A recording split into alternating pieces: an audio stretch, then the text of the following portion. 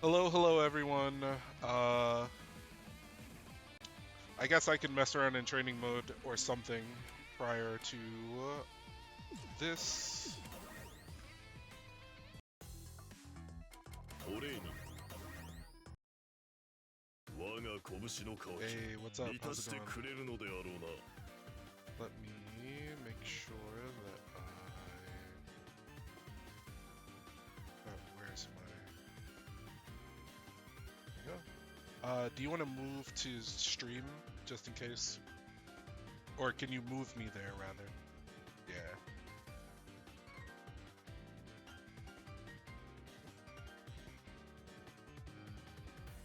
All right. Cool. All right. So let me make sure that they can hear you. There we go. We'll move that. Go ahead and say something for me. 1, 2, 3, mic check. 1, 2, 3, 4. 1, 2, 3, 4.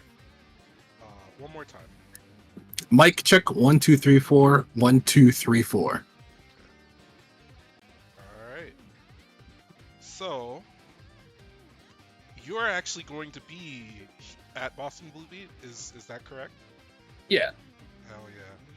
You didn't decide to enter this time. You know, you're what, fresh off of a top 48 or something at uh Evo, right? Was it Uh, was it 40 is it, 46 or was it 48? Or let me 64 or check. 46? It's probably closer to 64 because it was like the match before to get out of round two pools and loser side, so it has to be like Yeah, probably 64. before that. Yeah, I'll look now, but yeah. I mostly only entered just to be like, it's at Evo. When's the next time this game? The game I care about is gonna be at Evo again. Let me enter, and then that happened, and I was like, okay. Yeah, showed that you're not just a commentator and a Danielson organizer. You know, you get busy on the sticks. Cookie says 1, 2, 3, 4. Why the fuck is Fox not on a plane right now? I mean, you had a couple delays if I recall correctly, right? So my original plan was I was gonna fly out mad late because I'm just like, okay, this was like a month and a half ago or whatever when I committed to going to Boston. I was like, okay, I'll get a flight that leaves really late in case I have to do any work stuff. That didn't happen today, barely any work. Um, I'll get there late, but it's okay because people will be awake. It's Friday, hang out, chill, pass out at like 3 a.m. or something. Mm-hmm. Now I find out my flight got delayed. So it got delayed very late to like leave at like 11:30, and now it's getting pushed forward to get less delayed now. So I'm now waiting for a finalized time in like 2 hours. Okay, so we should be done way before 2 hours from now. Yes. I don't want to make sure, or I want to make sure that you don't miss your flight. Of course, you're responsible. You'll head out in case that is potentially going to happen. I don't know Yeah. what's been up, but this year has been a pretty cursed year for flying. I got hoed with Combo Breaker. A couple people have gotten hoed for a couple different events, so it's kind of It's crazy.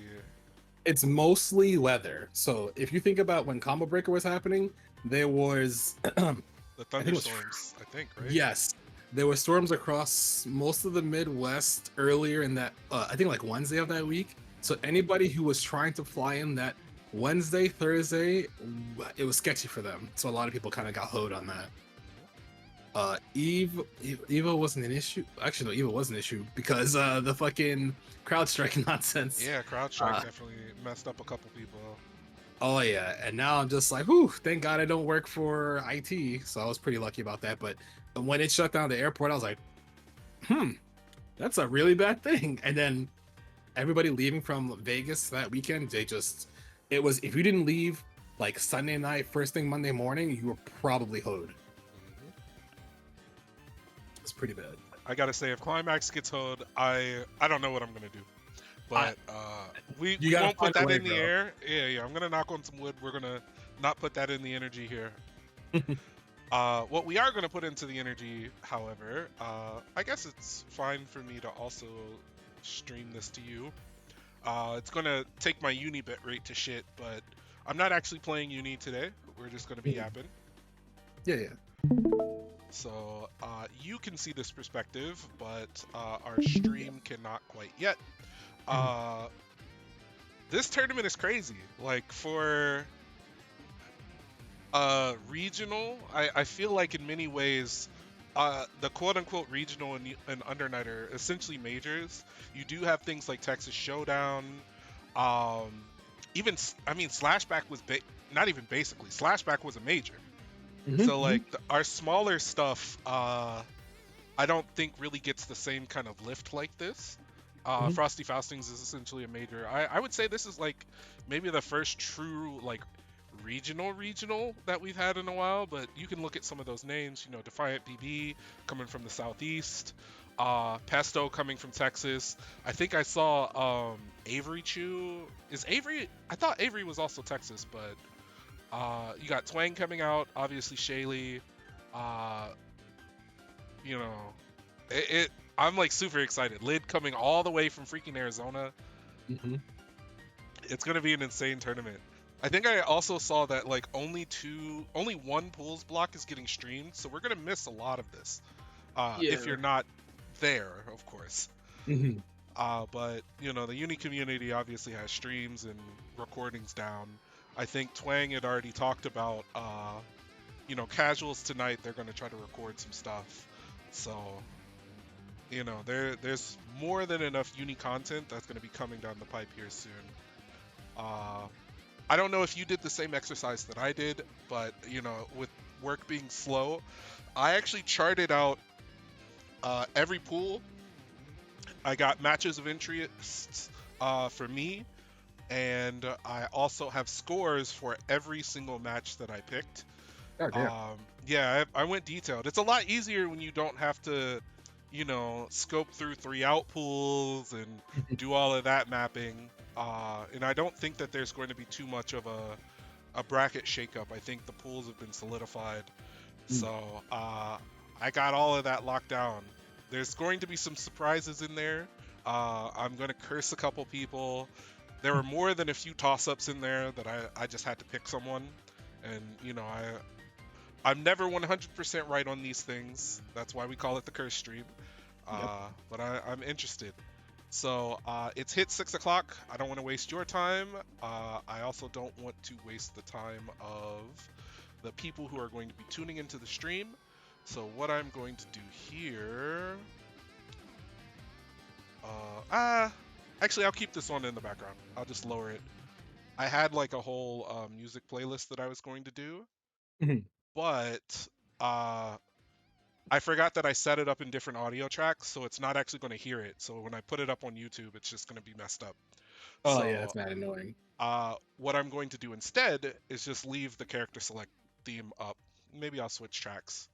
Anyway, so everybody in the stream can see exactly what Fox sees. So we're going to go straight into pool 1. This one already, I think, has a lot of intrigue here. We got Foxov, Twang, Shaylee, Pinku, Ryder, a couple other names that I recognize from other games, like Ryukasim, who I think is one of the best Blaze Blue players in the country. Black Atlas, I feel like I've seen him.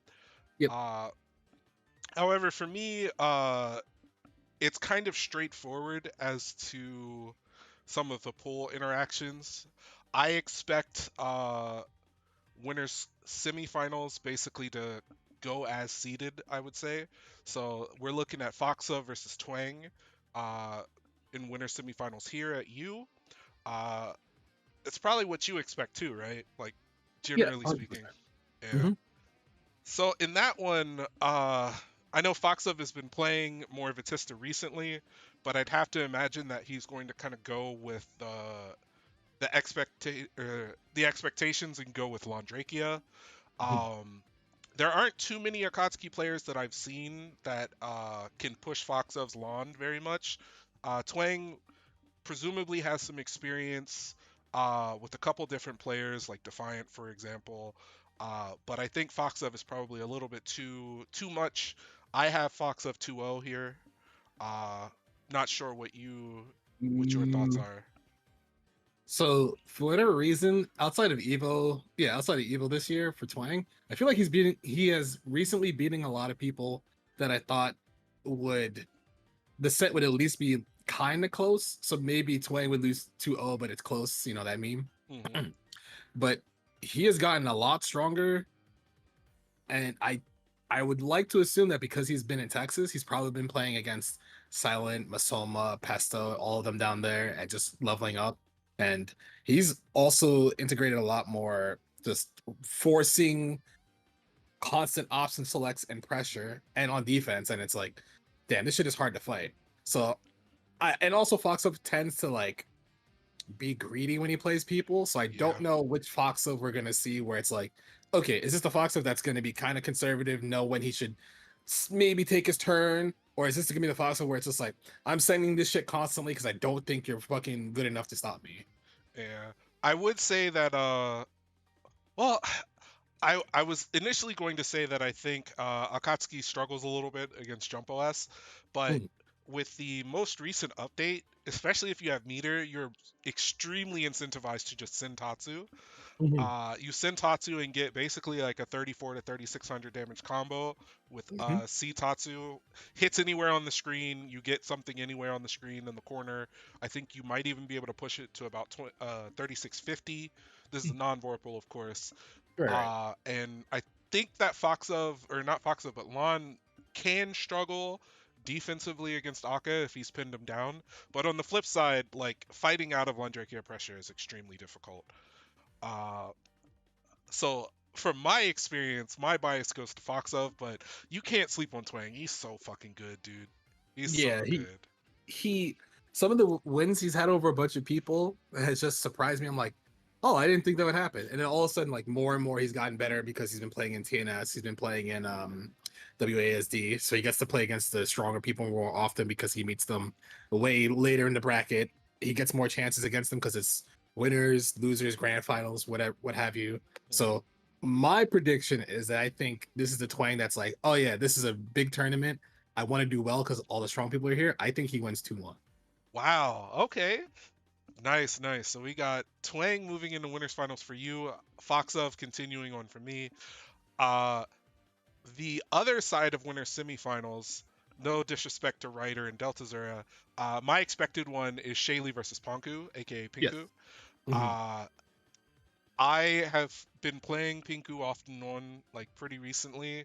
Uh, I think it's pretty expected that Pinku is a strong player. We've seen them now play multiple characters. They were on Kuon for crossover arc. I think we've seen and heard them talking about Orie and Kaguya. And I played a long set with Pinku that I honestly need to throw up on YouTube, like part of that set. And they were kind of walking me with Uzuki. Mm. Uh, I don't know how much Uzuki practice Shaylee has, especially at like a really high caliber. There Yeah. are quite a bit of Uzukis that are learning, running around in ranked, and Shaylee is a grinder. Uh, but I'm extremely interested in this one. Me personally, I have Pinku 2-1 here. But this is one of those sets that I think could go either way. Uh, so I haven't seen Pinku play, but I heard that I've seen some of their clips. They're playing Uzuki. Uzuki, I personally think is a very strong character, Yeah, I think she's pretty and strong. it's mostly, well, she's got big buttons. She's got good projectiles. Her damage is really high off of almost anything. Coffin setups are, if you haven't fought against coffin setups, like I'm not gonna say extensively because it's barely been a month. Mhm. I would say that if you're completely unfamiliar with those, you might just get washed. So I expect that to happen. And Shaylee kind of tends to also send it sometimes when they're not sure what's happening in scramble situations. But Mhm. it feels like they're definitely a strong player, but there are instances where they just say, "Nah, I'm just doing this, and I don't care what's happening on the screen." There's a couple of strong players who do that, and Shaylee's one of them. But Yeah. outside of that, Kuon being as strong as he is could still mitigate some of Uzuki's like mid-screen presence, especially with the 623 upkick, being able to just do full screen laser pillar being able to hit Uzuki from on top of the coffin. But I do think the discrepancy in eight. Actually, I don't know how much HP Uzuki has. Is it? I think it's on the lower end, but I think it's higher than Kuon. Because Kuon, Kuon is I think is like third lowest. that because Seth has the lowest. Oh, how does this go? Seth has the lowest. Kuon is tied for second lowest. It would be like Hyde, Wagner, who's next. I think Kuon is either there, or maybe the next step up after that. I'm not Okay. entirely sure. If someone in the chat actually has the health values for both of these characters, Mhm. that would be welcome. One of the big things to me also is Uzuki. Uzuki has kind of that 45-degree window if she wants to with her jump. I think 214B. Yeah. She has two 7-frame bust out moves and one like that she can press. 5B is 7 frames, Totugeki A is obviously 7 frames, Mhm. and even 6C is 7 frames. So I think that the frame data could especially up close be a little tricky for Kuon. But Kuon, I mean, has a flash kick, so there's a lot at play, I think, here. Mm. But I'm curious, what is your pick here? I because Pinku typically is a grinder. Yeah, they're a strong grinder, and I feel like they should know how Kuon works by now. Like, okay, Kuon has 7 frame buttons, flash kick is this big, 2B is this big, 5B, 4C, 5C are this big, laser is this good from these ranges. And I think Uzuki fights as of right now, I think Uzuki fights Kuon like not well, but better than most people expect. So I'm gonna say Pinku 2-1. Okay, I got Pinku 2-1 there too. Mm. Thank you, Kane. It's Uzuki with 10,300, Kuon with 10,100. So Uh, she's in that category, I think, right after him. Uh, okay.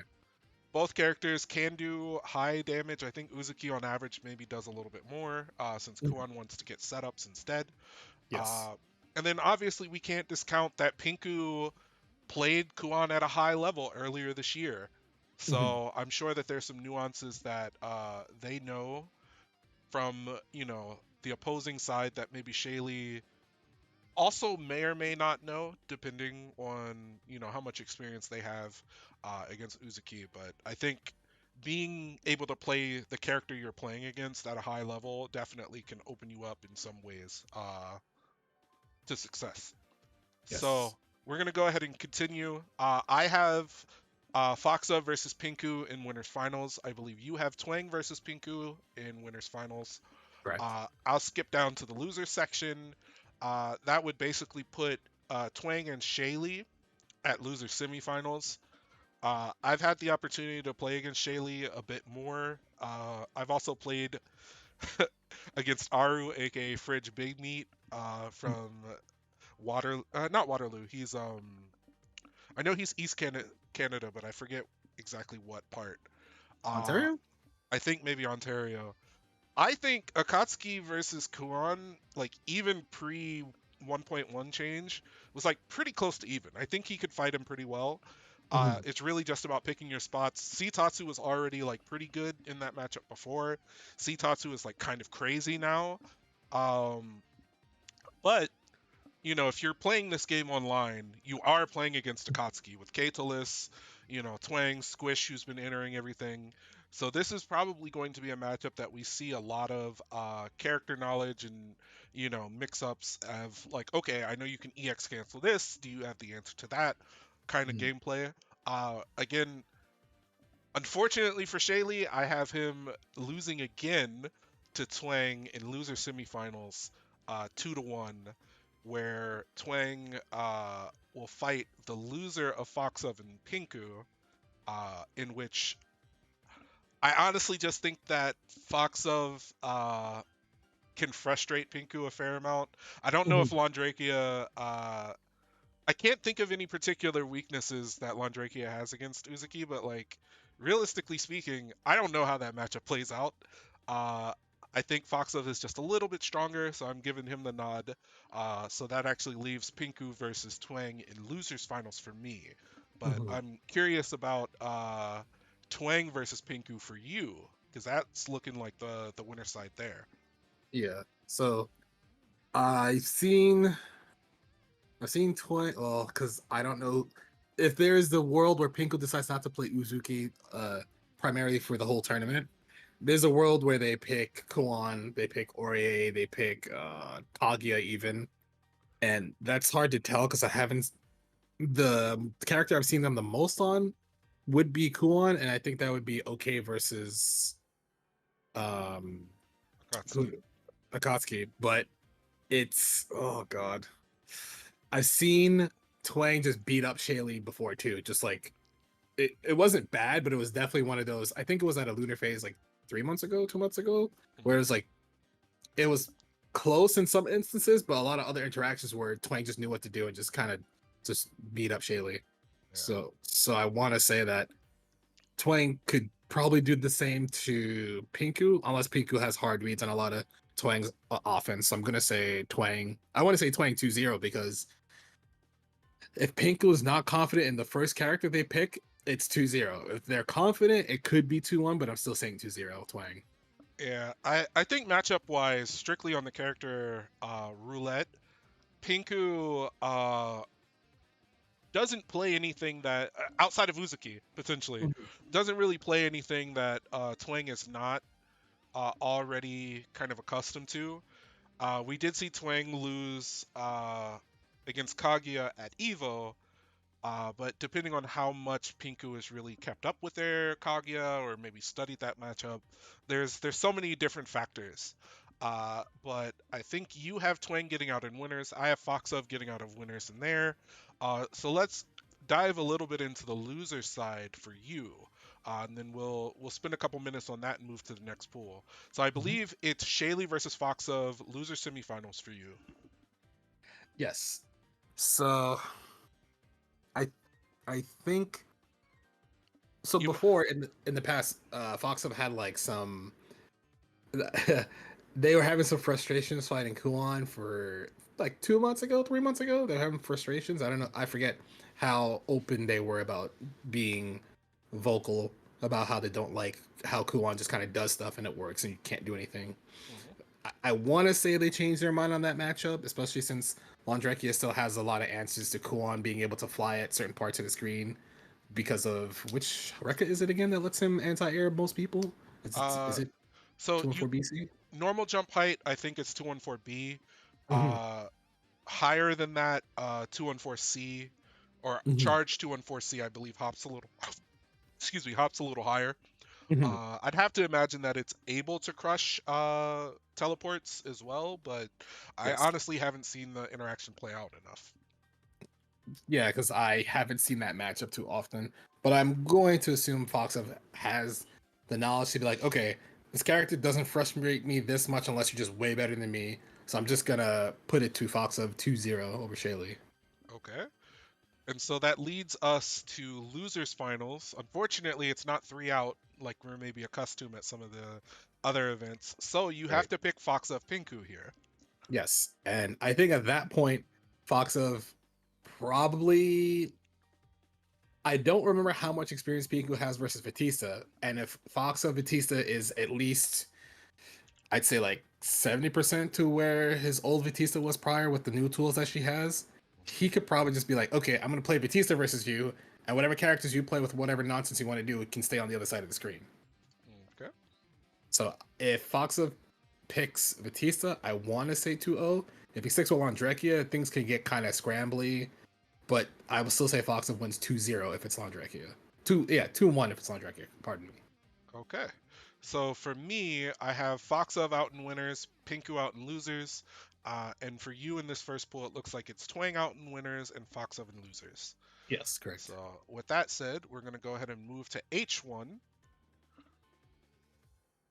This one here has Defiant, Lid, Mr. B, 2 Gig, Kai, Gary Butternubs, our Ooh. own much beloved Datagram, Yes, sir. uh, a couple other names that I recognize as well, like Kuzu. Mhm. Kuzu's a long-standing player. Flesk, I think, also played plus R, or I am believe so.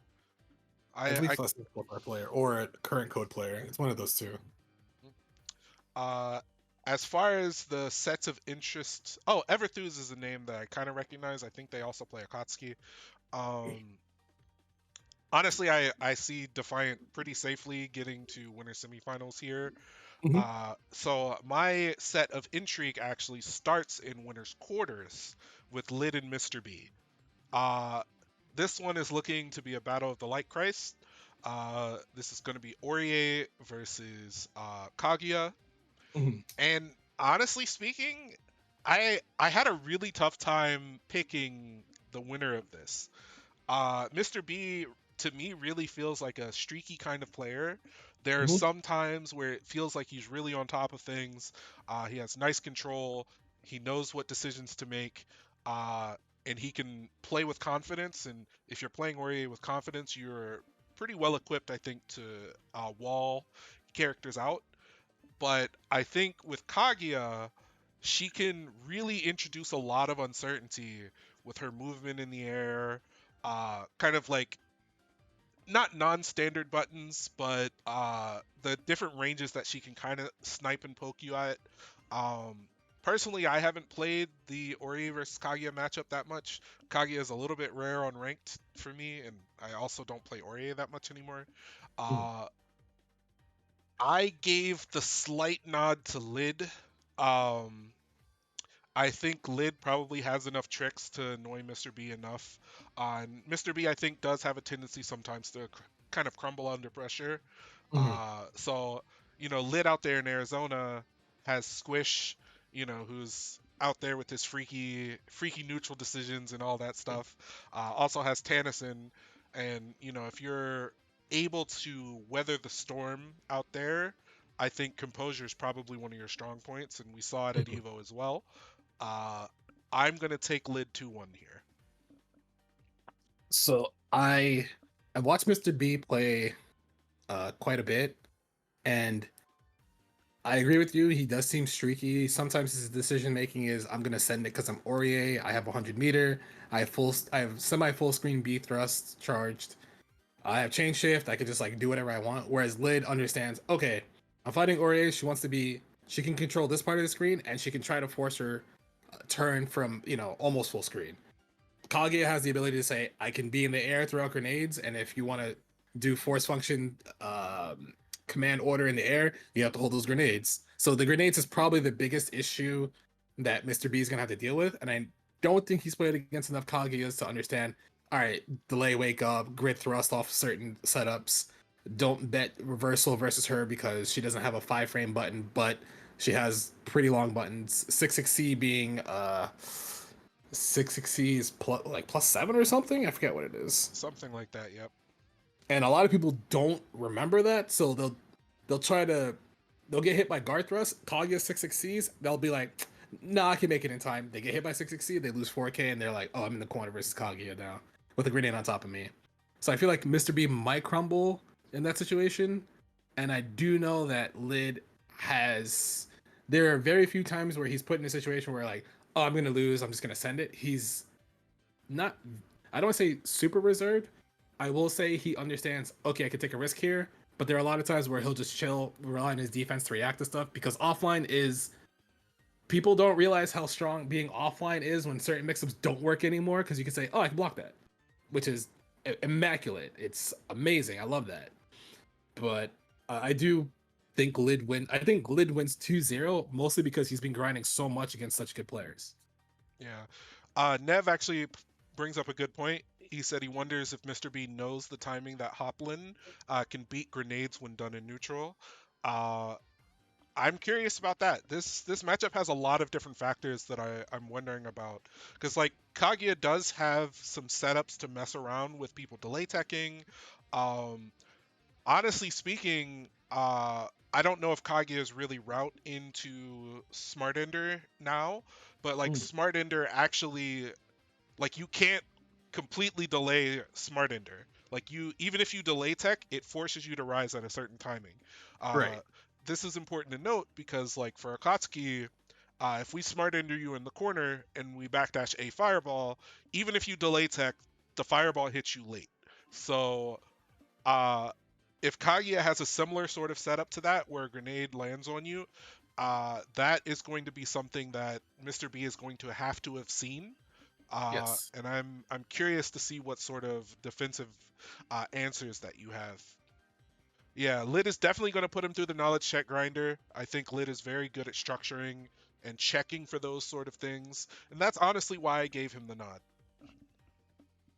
Yes, I believe that Lid's recent amount of experience in that playing, especially his high study of the game, because he's also a fellow commentator, he understands I need to know as much as I can about everybody, and because he plays way more than most other commentators do, he understands a lot of those situations. I still do say that because of Lid's experience and his knowledge, he in my opinion he should win 2-0. Okay. Wow. So we got him going on to fight Defiant and winter semis. Mhm. Honestly speaking, I think Kai versus Gary Butternubs is probably the other winners quarters of note, but I have Kai taking that pretty cleanly, which actually leads us to winner semifinals. Uh, I think 2 Gig really just has too much for the style of play that Brandon tends to want to play. I want to say that Kai typically wants to kind of scramble you. And while Line, I think historically has had a pretty good matchup against Carmine, I think Carmine's like true reversals, uh, kind of like the improved tool set that he has, and 2 Gig's control over that has me with 2 Gig 2-0 over Brandon here. I Mm. don't know exactly if you feel the same. I could see it being 2-1, but I ended up picking, I think, 2-0 for Kai there. Or, excuse me, 2-0 for 2 Gig. Okay, great. So I don't know how much 2 Gig has been playing recently. He did go to Evo. I forget what place he got. I'm gonna assume like top 24 in some instance. But as everybody knows, 2 Gig's a strong player from at least at this point. I want to say 6-7 years ago. Probably goes further back than that. Probably 10. I don't want to misconstrue time. But he does understand a lot of matchups in the game. He used to be in NorCal where he would have people like Tari, Brett, who else was there? There was some really Smiles, Smiles, Maiko. Michael. Yes, so it was a lot of strong players you'd converse with. They were close. They would just talk about Uni. NorCal loved Uni a lot, and I'm pretty sure that didn't change when he went to Boston for work. So he's probably had a chance to play Foxov, Red Blade, a lot of the other uh, like other East Coast contingency whenever he gets to travel or whenever he not plays. Carmine is a lot stronger in this version. I don't know how often Brandon has been playing against or Kai. I'm gonna say Brandon because that's how long I've known him. I'm just gonna call him Brandon. I know top players. It's not a big deal. Nah. Exactly. I know that East Coast does have Vincent. Vincent is very active, Mhm. especially in net play and things like that. Uh, People might have heard the music change in the background, so I'm just going to flash this. 2 Gig is actually the number 2 ranking player in RIP, behind Stang. Staying on Eltnum. So I think 2 Gig, who has now hit 3 million RIP, one of 3 players to do that, is still pretty active. Uh, I've run into them maybe once or twice myself, late night. I think maybe their ability to play is maybe closer to the end of the evenings, rather than maybe around the dinner time. But I'd have to say that they've been pretty actively grinding too. Uh, Mhm. 2 Gig also, I think, like top 16 or top 24 at Evo, which wasn't too long ago. So I'd have to imagine that they're still pretty active. Okay. Okay. Because in my experience, because of his ability to analyze a lot of players' playstyle and just character matchups, he would have a better handle on the matchup than I would say Brandon has against Carmine.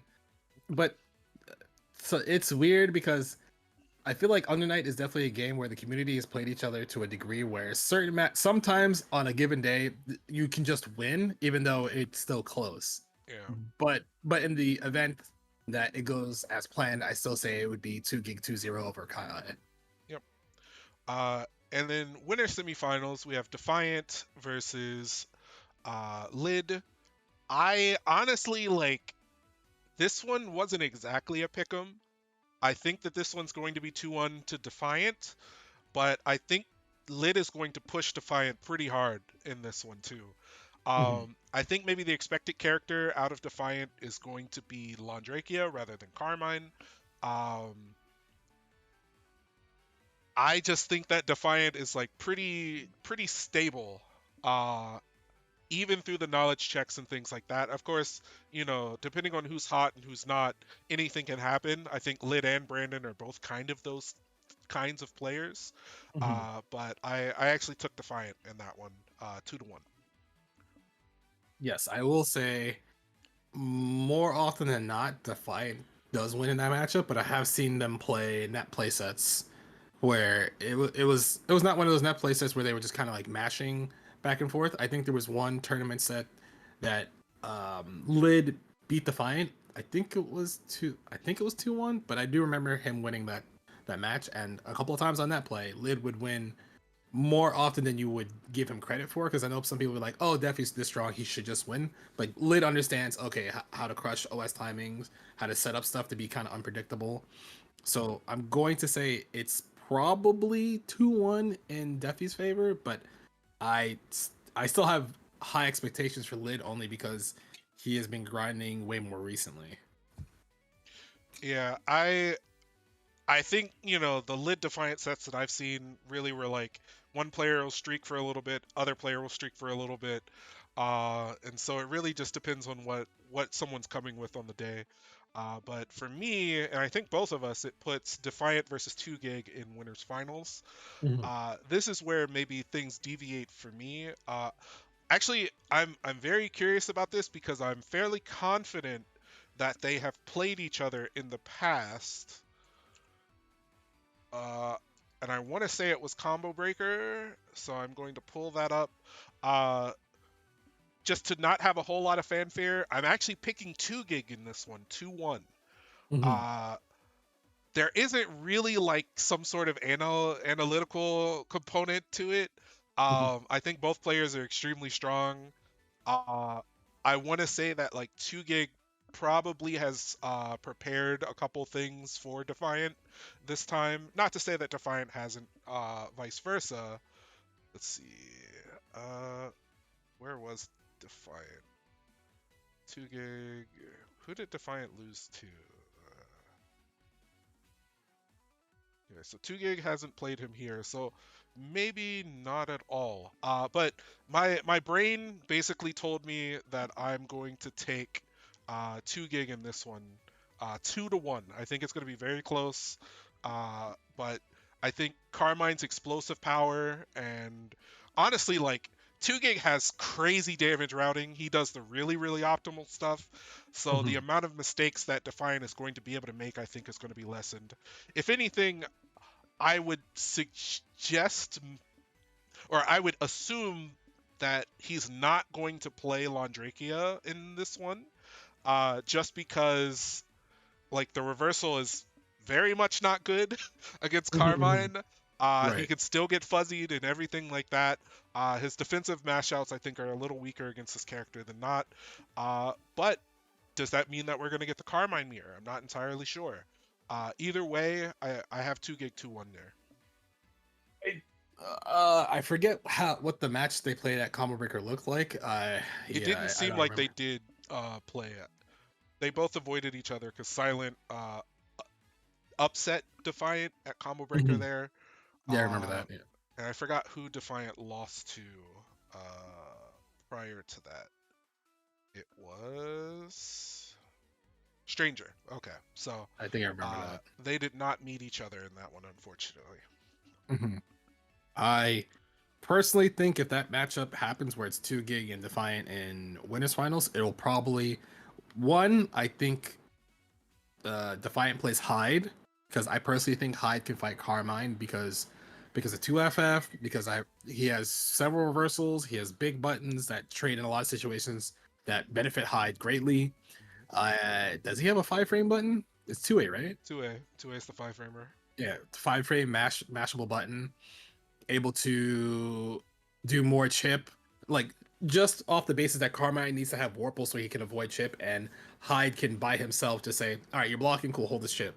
that adds up real quickly, and before you know it, maybe Tugig's at a half-life disadvantage before anything's actually happened. Yeah. And that starts to put pressure on him. Definitely's like, okay, I can just back off. I can play lame. I don't have to worry about eating a 6B, getting counter hit by 2C, and just outspace you. High backdash, really strong. High damage is still high. I don't care what anyone says. The damage is still high for that character, which is fine. Like, they scaled back the damage, but relative to the damage cap that everybody has now, his is still probably amongst the highest. Yeah, and then relative to, expected health values from Carmine, it's going to be on the higher end too. Right. He can nuke Carmine health. Because a lot of Carmine pressure gives, if you're willing to sit and block and wait for your turn without deciding to stand tech in a lot of situations, you could get Celestial if you block shield correctly, and then all of a sudden Carmine's like, that's Hyde, he has Celestial, he has 100 meter.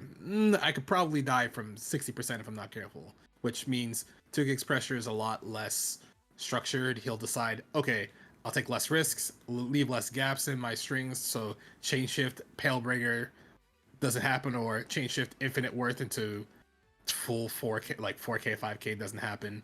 And Defi's usually smart about how he approaches in that. So in my opinion, I think if it's Defi Hyde, it should be, I'm going to say 2-0 Defi. Wow, okay. Hyde didn't actually factor into my equation just because I know Defi has a pretty strong dislike of Hyde in this version of the game. However, I mean, from a matchup perspective, I think Hyde is the correct choice. Bomb Shimmy might be able to be called out by 6xp out of the corner. Obviously, Palebringer and some other options are strong tools. We talked about the expected health differential. Like that's probably the matchup that Defiant would want to play Hyde in, but if they don't, I have 2 gig there. But for you, it looks like we have Defiant. So let me go ahead and put that in there. There we go. That'll bring us over to losers. Let me put Defiant W. Loser side for me, I have losers quarterfinals, which I believe is AT here. That's going to be Kai versus Mr. B. I think Brandon, even though he says that he doesn't like the matchup, has a pretty strong control over Aurier versus Line. This one, honestly, again, I think ties itself to, can Mr. B stay composed on defense? And I think their streaky nature and Brandon's kind of like ability to tilt people ends up going in Brandon's favor in this set. So I actually have Brandon 2-1 here. I also agree. I think that works for me as well. That leads us to loser semifinals, which is going to be Kai versus Lid. This is another one I kind of have an asterisk for. This one's a toss-up. I don't know who would win this one. My brain actually tells me it's Lid, but my heart and this sheet that I'm looking at has Brandon somehow spinning it out 2-1. So I know Lid previously played Linne. Yes. So he should know most about her toolkit and how she would fight Kaguya. However, Brandon, as much as people want to meme and be like, oh, Brandon rolls dice, he takes a lot of risks, blah, blah, blah. That actually isn't true. It's just we see the risk taking more often than not. Either it works for him and he just wins a crazy set, or it doesn't work, he's down a lot, and then he has to make a slow and steady comeback. So I do think Brandon can take calculated decision making to a higher level than Lid is expecting, because Brandon will be like, I don't really know what to do here, so I'll just chill. And people, when they play against Brandon, they see his defense, they kind of say, wait, he's not swinging here, and they'll throw you off guard. You lose your offense. That might happen. I feel like that would happen to Lid, but the fact that Linne is so fast, she can traverse the screen and clip Kaguya for trying to do laser. I think Linne dash actually goes under Kaguya B laser, if I'm not mistaken, which is really bad for Kaguya because she would have to commit to the second laser that hits lower. But by the time Linne gets there, she's probably doing 2C and she's getting comboed. So I'm going to say it's 2-1 Brandon. Yeah, I think the improvements to her dash speed, and also like 5C actually getting a true like delay cancel window. She already has a way to fridge you just with 5C into Kuga in the Yeah. corner. This is even before you start introducing things like TK Kuga. Kaguya obviously does have some answers to some of that with her own spot dodge. You know, Mm. Line also has answers to her projectiles and things with her own sidestep. So I expect this one to be one that is played at multiple ranges.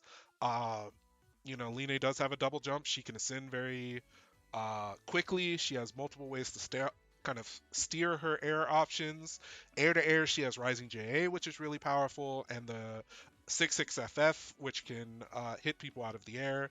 So I think that this is going to be a matchup that has a lot of fun interactions in it. But I picked Kai there, and then as I have Kai, or excuse me, Defiant losing to 2 gig, I kind of have Defiant beating Brandon without a whole lot of fanfare. That one actually is 2-0 for me, and I have Defiant actually getting out in losers. For you, I believe Mm. it's going to be 2 gig versus Brandon. Yes. A run back from the winner's side, which I think we had 2 gig winning. Yes. I think the same thing happens again. 2 gig probably remembers what he did versus Brandon. Maybe it's 2-1. Brandon does something a little bit different, but I want to say less scrambles happen, so Brandon's not able to get out of the Carmine situation where he has maybe 2 gig has a few more puddles on the ground and Brandon has to be way more cautious. Gets clipped once or twice. I just loses the set because of it. So I'm gonna say it's 2-1 2 gig. Okay. So we both have our top 8 ascensions on these pools. We'll go ahead and move to pool L1, which was going to be played on Sunday. L1 and the other one is N1 are Sunday, where the first 2 pools are on Saturday. This one has Big Black in it. Has Chris Bardo, DBZ Formers, Riazo, Junbear, Malarkey, Whooper, Carp, Low, Cookie, Deadward, Smoothie, and a couple other players as well. Uh, I think this Junbear versus Bardo set is interesting. Uh, I actually didn't realize it was Junbear. Junbear, I think, got a little underseeded here, Mm, potentially, but uh, Junbear BB in winners quarters is probably that's my expected one. Junbear BB. Uh, right. I think BB is probably winning that 2-0. So Hmm. honestly, like the first thing that I even mentioned was BB in winner semifinals here. On the other side, I think Malarkey, as strong as Whooper is, I think Whooper's Wagner, right? Yeah. Yeah, I thought so. Whooper's quite talented. I think Malarkey has a pretty strong understanding of that matchup. I know Red Blade doesn't particularly like the Nanase matchups as well. Hmm. Uh, I think Malarkey takes it to winner semifinals, but I don't see him making too much headway against BB. I have BB taking that 2-1 or two to Hmm. zero and getting into winners finals. Uh, Right. on the other side, I'm really interested in a couple sets on the lower part of the bracket. I'm not entirely sure who Man Kisser is. That that was one Mm, thing that I didn't know. Let me look this up. Oh, Galeo. Okay, so uh, that's Galeo Landrakia from Maine, same area as Foxov. I was surprised at the name. I didn't know he had that. Uh, all due respect to him, I think Carp is probably pretty well equipped for that matchup. I have Carp basically making it to winter semis. right. Uh, the matchup of intrigue, I think, though, is winner's quarters in this bottom part. Low versus Cookie.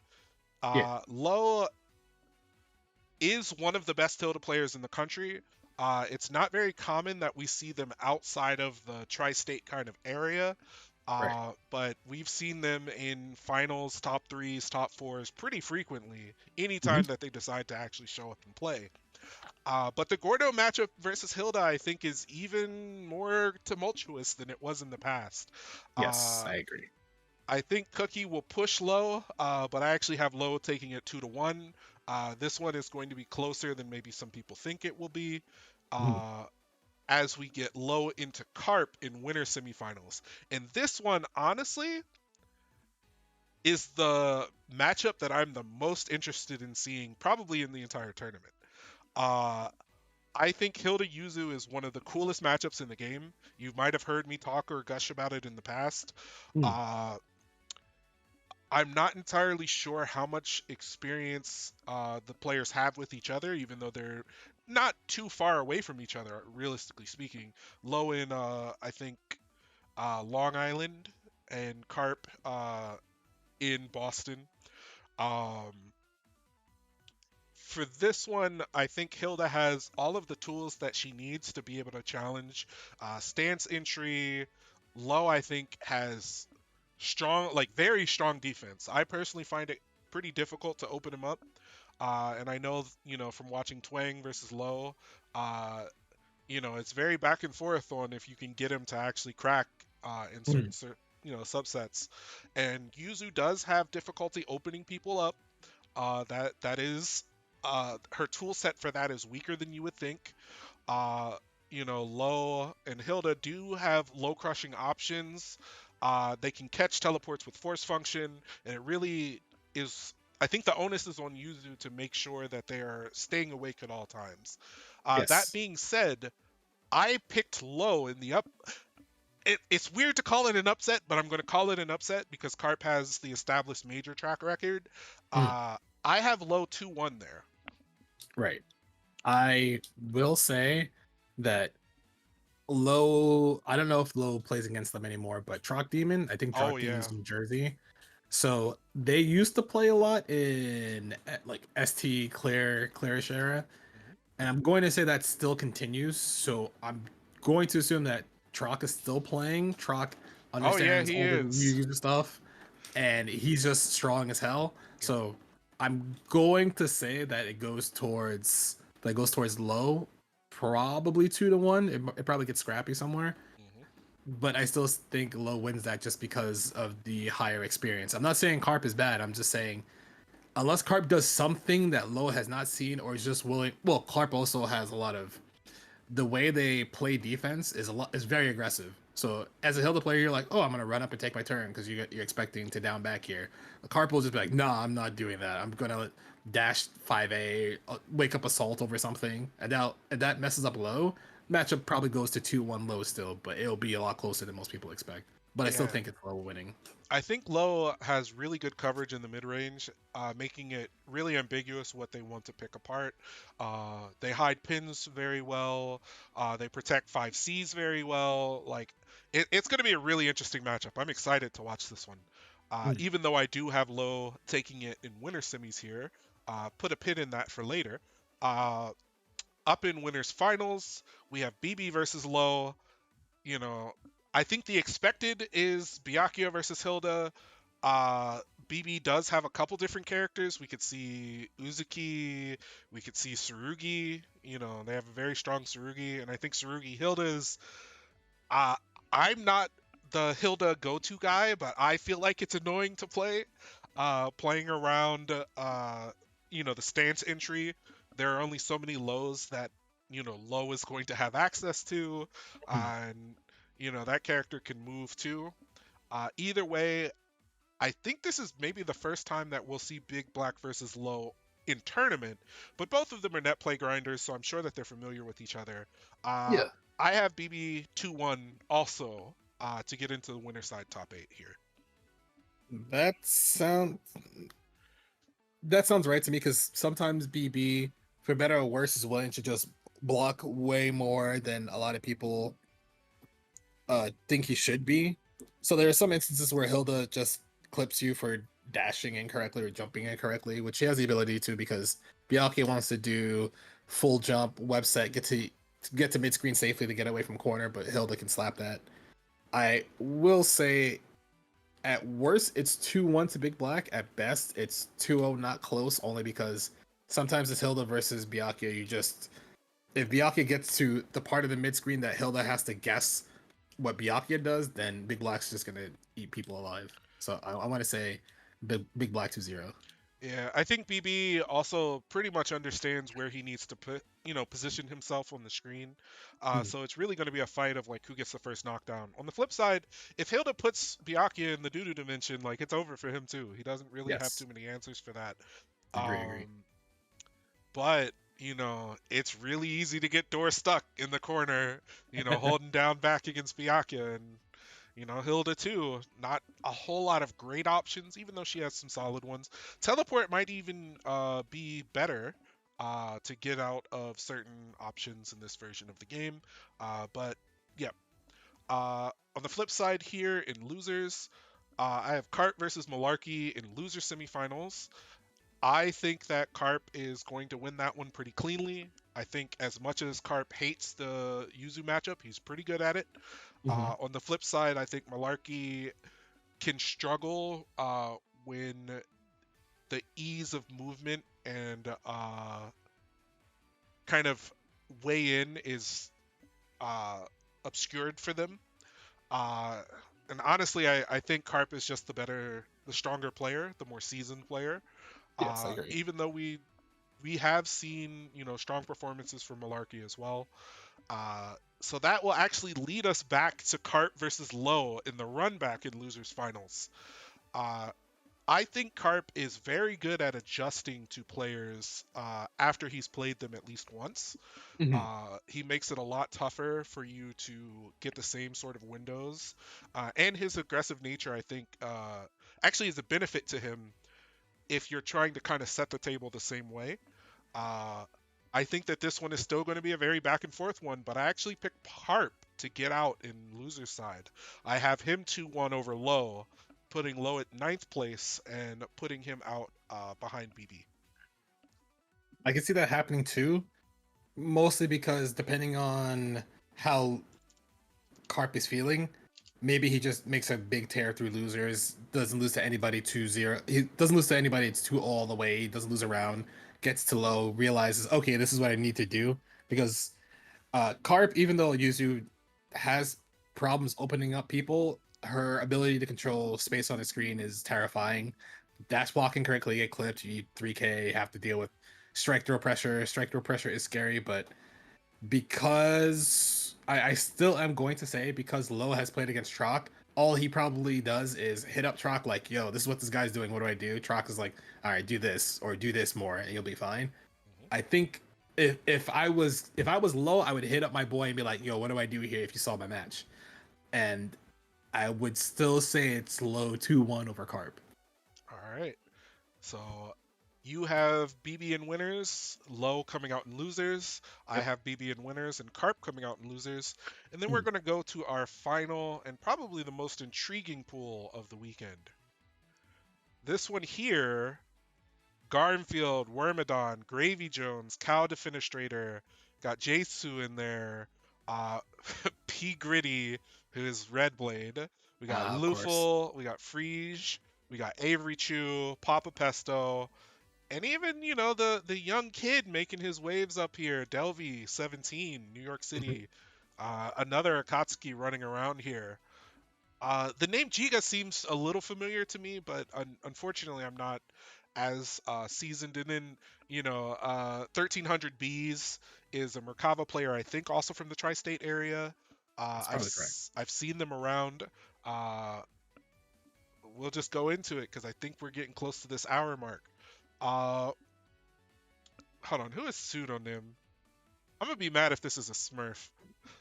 I gotta see something real quick. It could be, bro. It's uni players. Georgia.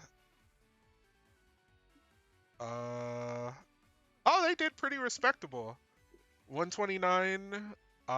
Looks like they've been all over the place. Got a Texas Showdown, TNS. Yeah, it's hard to Yeah, pin who this actually is. yeah. They are from Georgia though. Delvey not allowed to get hit by overheads. That's fair. Uh, there we go. Go back to this. I'm gonna switch this off of Mika theme for people that can hear it. There we go.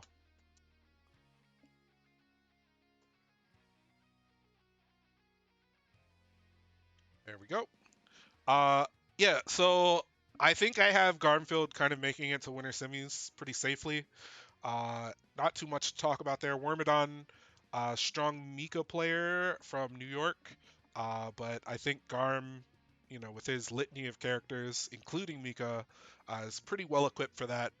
Uh, the winner's quarter match of Gravy Jones, the expected Gravy Jones cow set. I think that this one's going to be real good. Gravy Jones has obviously taken a lot of people by storm in Plus R. I've heard Mhm. nothing but good things from Defiant and many other players kind of in the WASD Cord about Gravy basically being next on the come up. Playing Merkava, one of the better Merkavas we have in the States. Merkava versus Yuzuriha is a pretty even matchup, I would say.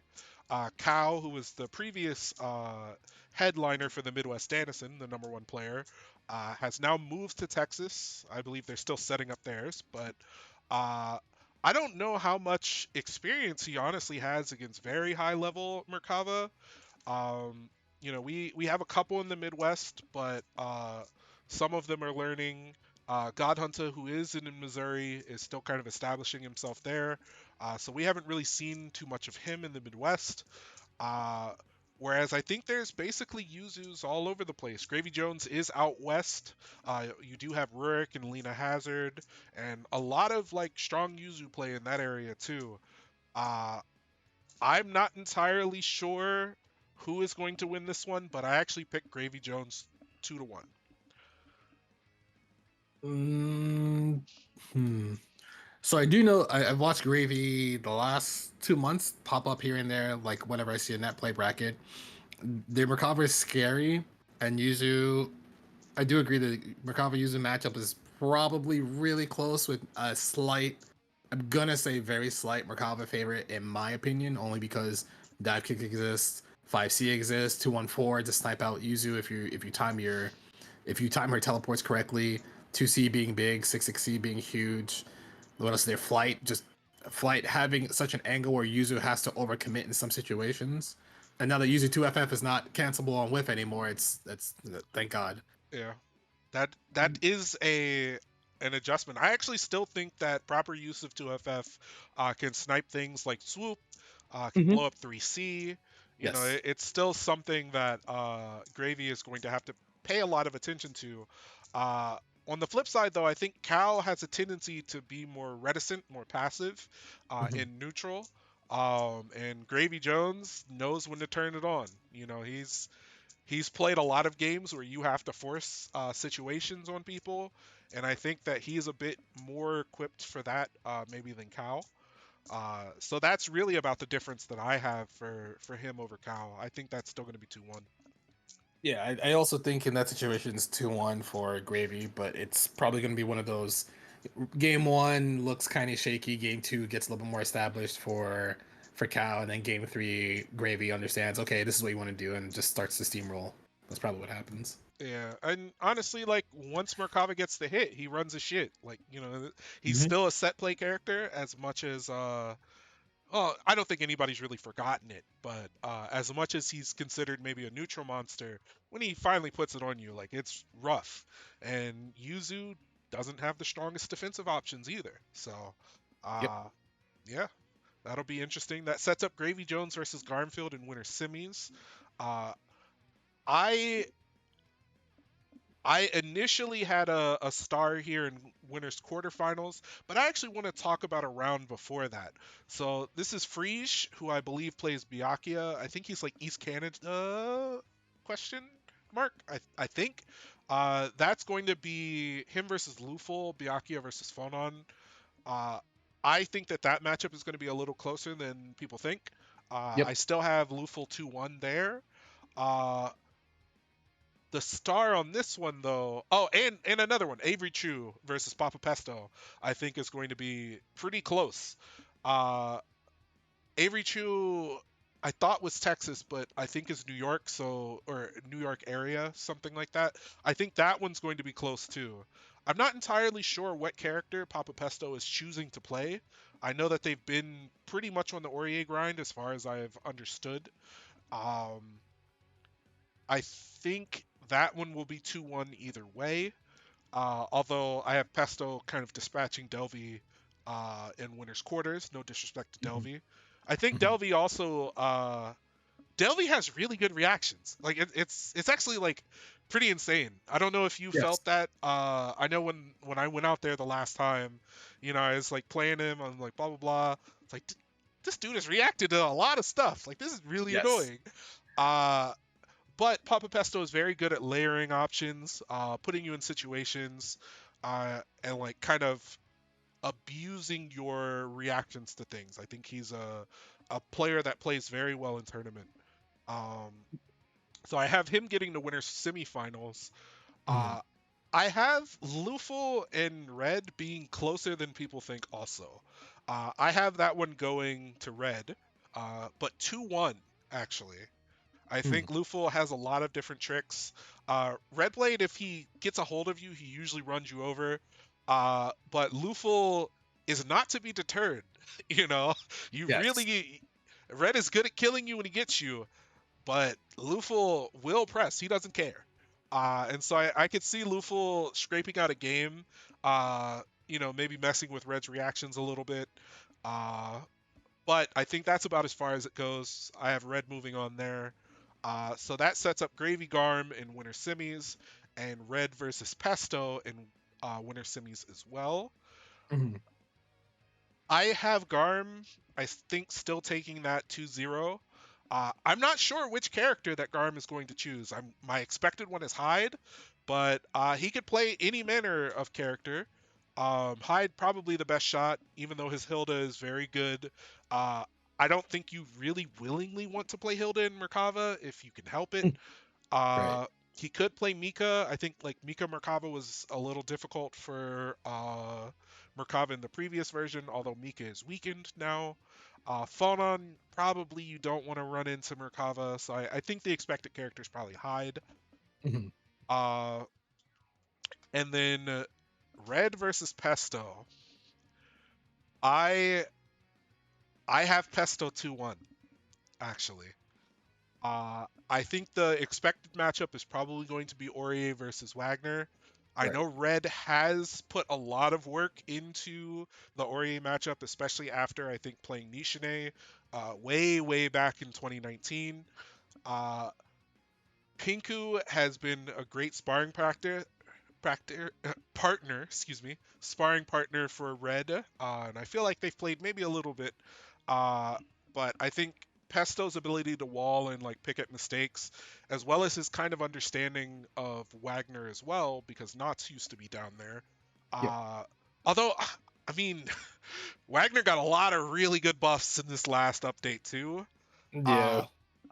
I I think that we're going to see something pretty explosive happening, but I feel like I've seen Pesto clutch these more often than not. And so with Red maybe getting back into the swing of things tournament wise, even though he's a terrifyingly strong player, uh, I gave Pesto the edge just kind of in that area. Mm. I think I'm going to say red. I'm going to say red wins only because of his known experience with Aurier, and I don't think Pesto is the type of person to say like, "Oh, Aurier lost. I'm going to switch to Carmine right away." He that character crisis really shouldn't happen, but it will be the disparity between Aurier and Wagner in terms of damage output and contesting in certain buttons in neutral. Like obviously Ori has a 236B hold going full screen, but I'm pretty sure Red has, as you said, because Red has played against Pinku so much, they probably have an idea of how to play most of the matchups, and they just sit there and play each other constantly to understand most interactions that occur.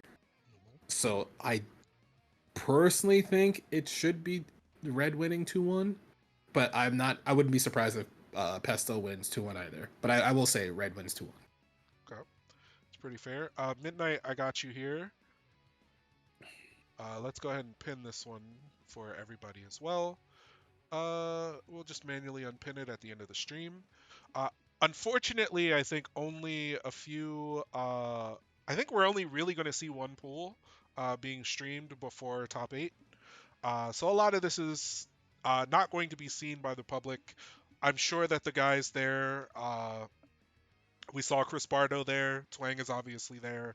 Uh, it's expected to see shaky cams. Yep. Obviously, Lufel also there, and I think we might even see some LGP recordings, depending on how Boston Blue Beat feels about plugging stuff into that. So it'll be really interesting. So you have Red versus I think Garm here in winners Mhm. finals. I have Garm versus Pesto there. I will say on the flip too, even though the expected character is Aurier, Pesto obviously has a strong Carmine, and Redblade hates fighting Carmine. He Yes. really really hates Carmine. Uh, Which might tilt him into the fact that Pesto wins in that sense. yeah. So that's another caveat. There's still some characters that we're not entirely sure. We're going to see. Uh, I have Pesto over Garm 2-1. Hyde Aurier is probably still the case. That one honestly could go either way. I felt it a little difficult to put Garm into losers, but I'm a Pesto believer right now. Mhm. My stonks in Pesto are pretty high. This is probably going to curse him. Let me be completely transparent. Uh, but I got Pesto 2-1 over Garm, and then I think this one is Red versus Garm for you. Yes, that's correct. So, uh, the only character that I'd see Garm probably pulling out that might trip up Red would be Phonon, but Garm plays more of a standard Phonon than not wholly standard, but Red should still have another understanding about how that matchup goes. I do think Wagner wins that matchup because he's played against Silent before, And that matchup was and awful for Phonon, by the way. yeah, that's what I'm thinking because you have shield skills with shield buff. You have sword card, a sniper out of the air. You have charge jump C. You have charge jump B.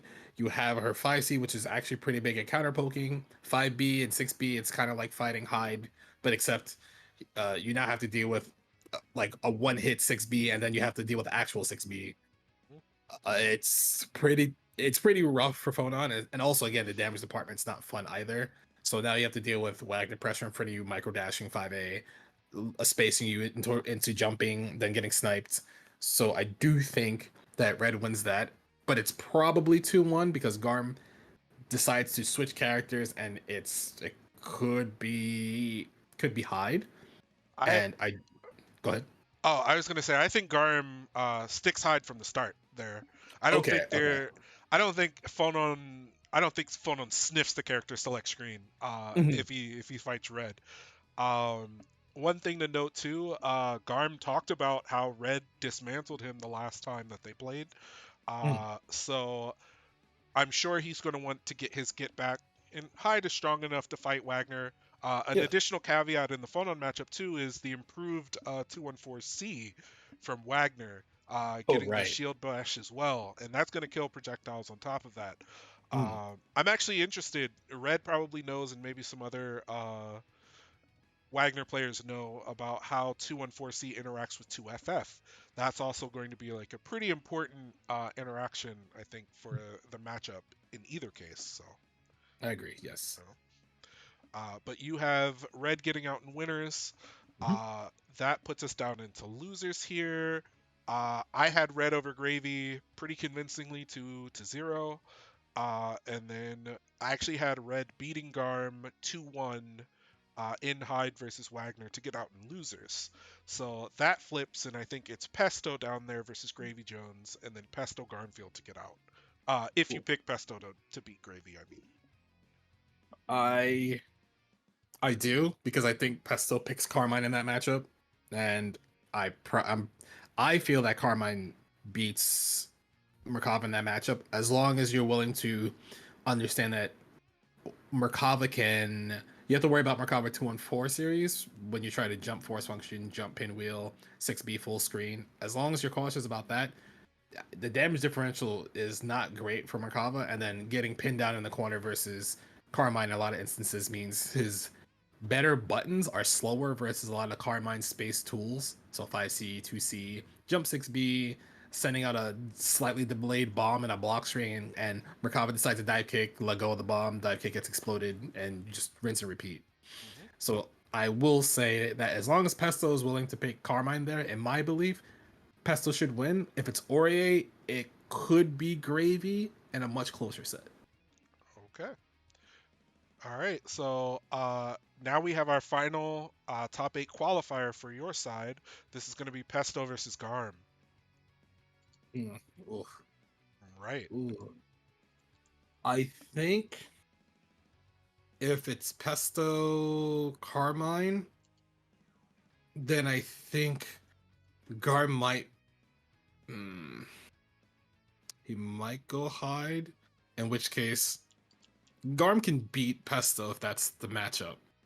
But they play too many, like, because Pesto plays two characters and Garm plays quote unquote effectively three. It's hard to see what the matchup is. But I will go with, if they don't do blind pick, it'll probably be Carmine versus Hyde. They do blind pick, it'll be Aurier versus Hilda, and then in which case, I think Pesto Aurier wins. Otherwise, I think Garm Hyde wins. So that's really hard for me to pin down. Yeah, but Like you if you got to pick told, one.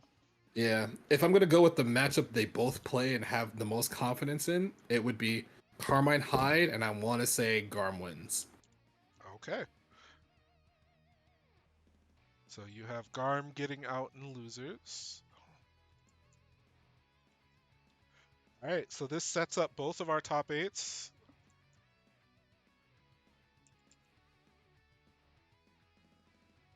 Uh, how do I want to do this? All right. So uh, I will actually switch this over to a funny Windows capture Sure. of my notepad here. Oop, there we go. It's gonna look kind of ugly here. Sorry. This is gonna be ghetto as hell. Hopefully you guys can see it. Let me go ahead and stream this to you as well. Change this window. Hello.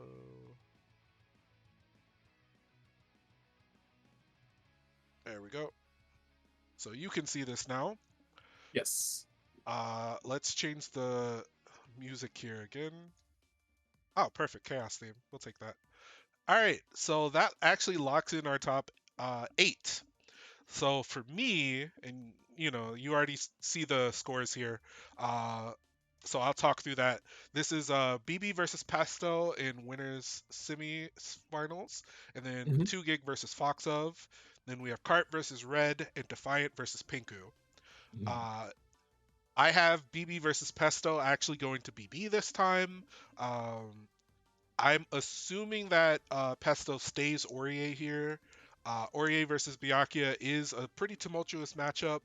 I think BB's composure probably allows him to stick it out here. Yep.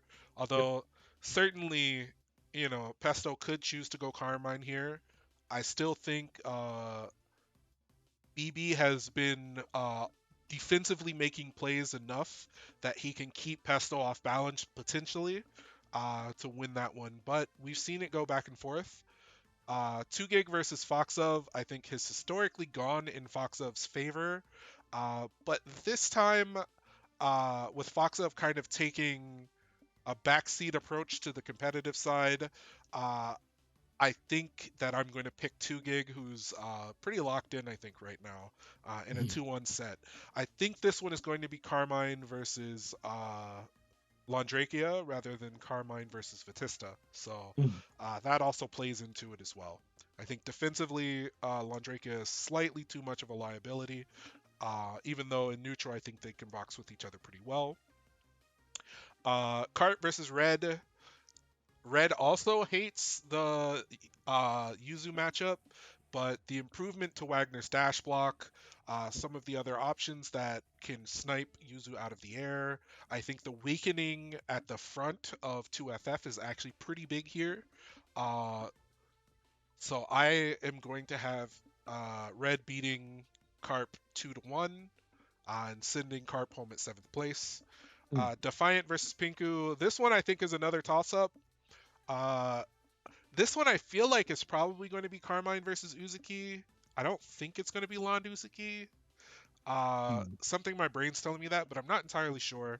Uh, I was actually wavering between Defiant 2-0 and Defiant 2-1 here.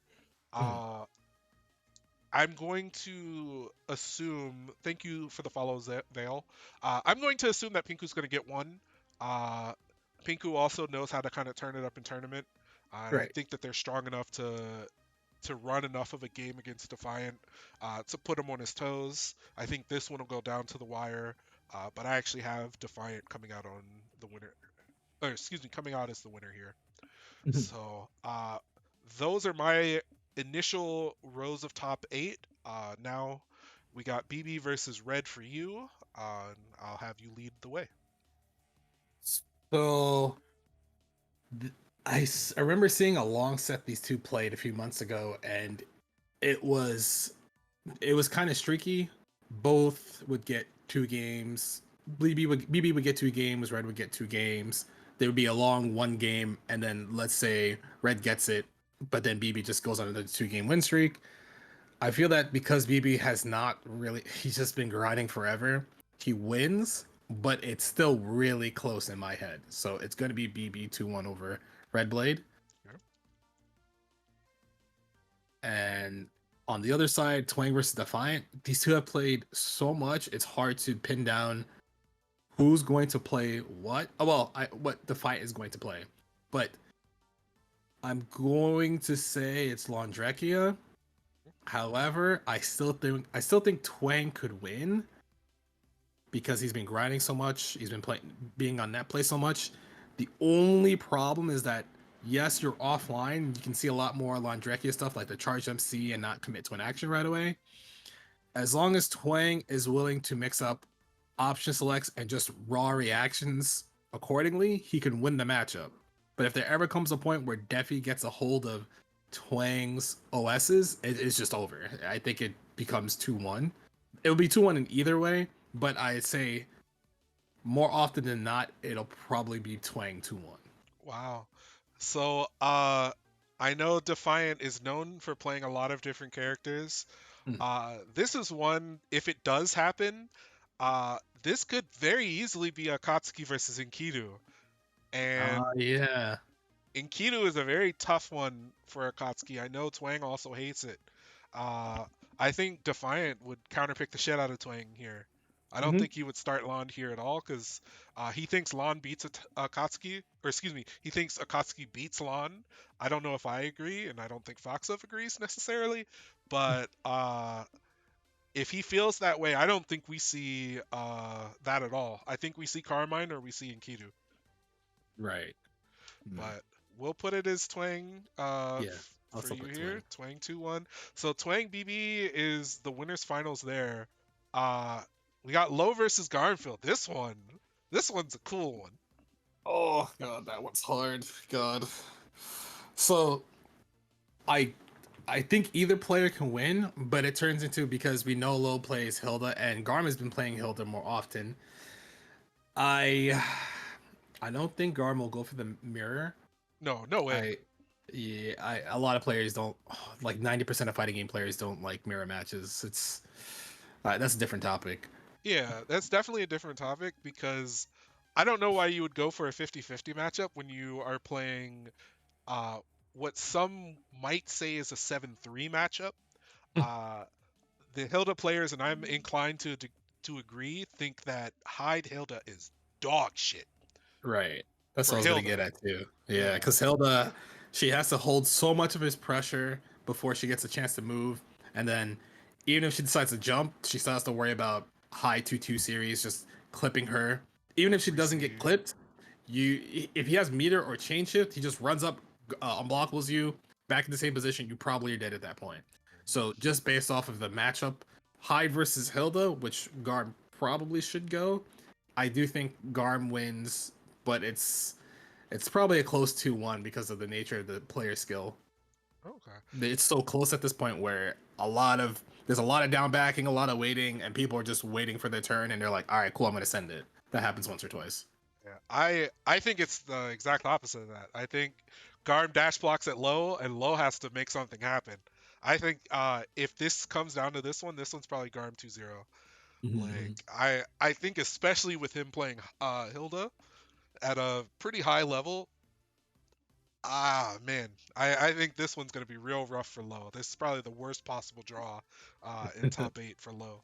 Yeah, it's not great. All right, so we got 2 gig versus Foxov. Same as my winner side, but this one's your loser side. One of these players is going to get 7th here. And I do think it's Foxo. I think Foxo gets 7th because having to deal with Carmine, especially the fact that 2 gig has optimized a lot of his stuff. As long as 2 gig is, I don't want to say he's playing perfect. I want to say, no one plays perfect in the tournament. Maybe he's up to 80%, but he gets that one touch where he's losing. He gets this big hit. He just wins because it does 6K. And Foxov makes a poor gamble because he assumes that 2 gig does not perform in that situation, but he just dies. That's why I'm going to say it's going to be 2 gig. Okay. Is this another 2-1 here? Yeah, I think that's 2-1 as well. It's because everyone's at such a high level. It mostly boils down to these players they can win a bracket by themselves if half of these players are not here, but it's still a big tournament. Supposed to thank you for the follow. So we're going to go into our top 6. This one is going to be BB versus Twang. That one, I believe, is Garm versus. I have to look at this for a second. Garm versus Defiant here. And then 2 gig versus Red Blade.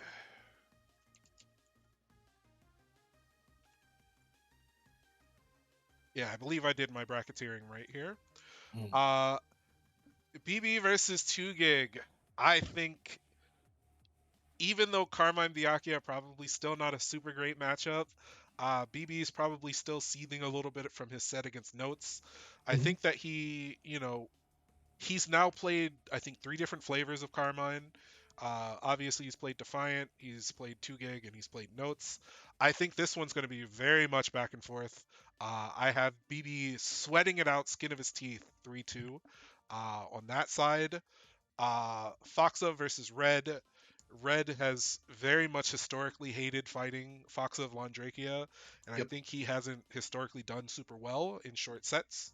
I think that this is going to continue, and Foxov is going to put Red out at 5th. So that's my 2-0 there. Defiant versus Pesto, back and forth stuff. Honestly, I don't know what character we're going to get. I'm just going to assume that it's like Carmine Aurier instead of Hyde Aurier, or maybe Landrakia Aurier. And I think that Defiant has just enough to edge Pesto there. Yeah, I'll call it Lond Aurier, and I think Defiant is going to edge him out again. It's going to go to the last game. Yep. I don't know if it'll go to the last round. I think there will be a very contested, like round 1, and then Defiant will kind of edge it out and pull away in the second round. So I have Defiant 2-1 there. I And see that then happening too. Foxa versus Defiant. This is kind of the same sort of discussion that I had with 2 gig Foxov.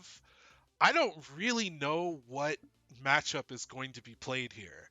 I mean, I don't think Defiant chooses to play Hyde here. This is probably the roulette between the Lawn Mirror, Lawn Vat, or Carmine Vat. And it really just kind of comes down to how much.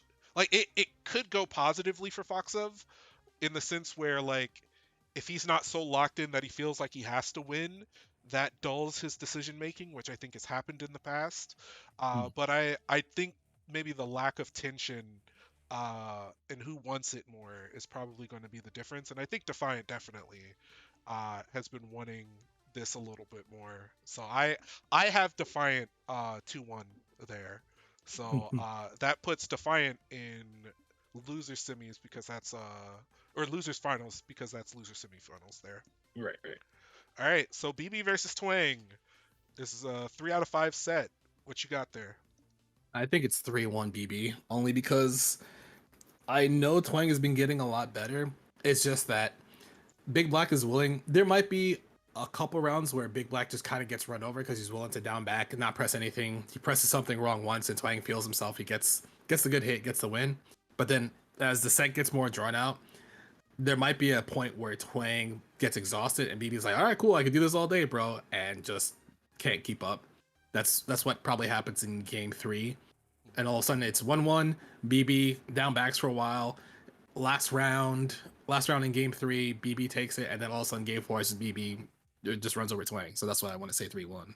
Yeah, I think threading the needle. I want to say only Squish has been able to overreach without getting punished for it.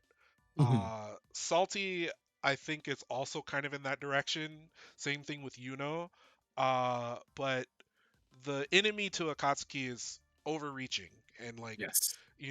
tripping off of the thin line that you have to tread. I haven't ever really figured out how to do it against top level players. I think some of our other high level players are learning. Twang, I think, is definitely on his way. Mocha can do it. I mean, all of us can do it, but to sustain that at the top level, I don't think any of us, except for Squish, has maybe really like conceptualized it yet. And even Squish is learning that, so I think that's pretty fair. Having a 2-1 for or 3-1 for Twang or for BB, excuse me. BB. Yep. So we got Garm versus Defi here. I think Defi wins, but the thing is, I have no idea who plays what. It just turns into Defi wins 2-0 just based off again player skill. Garm is a good player, but Defi's just been grinding for so long against what stronger players more frequently. That's the thing, and the fact that Defi thinks of the game in a higher level concept, playing a bunch of characters. It feels like they played at least half the cast at this point. So as long as they are confident in their ability against Garm, it should go 2-0. I would probably pick this one 2-1 Defi. The expected matchup in my head is Londrakia versus Hyde. Uh, I feel really bad because like I don't have Garmfield in my top 8, and I feel like that's a little disrespectful to him because like Garm is a fantastic player. Yes, I agree. He's more than willing to make the reads and do the things that you need to do to hit at a top level. This could very well be like, I don't want to say Garm's awakening because he's already at the stage. Yeah. But this could be Garm's coming out party. I think there's definitely some potential for this.